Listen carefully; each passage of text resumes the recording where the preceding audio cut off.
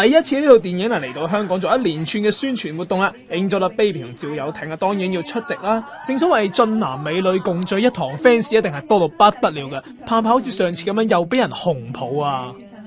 其實我唔係好驚嘅，我覺得大家都係善意嘅就 OK 啦。咁如果突然間有人衝出嚟，我身邊有咁多嘅壯男喺度，有人保護啊嘛。我話佢每一個場合一定要讚嘅就係佢真係好 gentleman。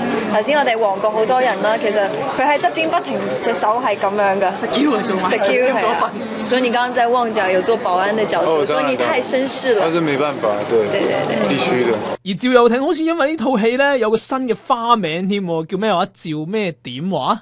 新的名字叫趙一點，因為海報上他露了一點。楊導，別這麼說嘛，楊導。係叫趙一點，對，係佢叫趙一點，我叫讓一杯，因為一杯就醉。哦，係啊，我哋都係一字輩嘅人嚟嘅。內地演員文章啊都有嚟到支持呢套戲嘅優先首映場啊，因為導演韓延啊係佢嘅大學同學，所以嚟打氣哦。但係佢話佢趕時間，淨係嚟支持就睇唔到戲，但係電影上嗰陣時咧，佢就會包場嚟睇添噶，真係夠晒老友啊！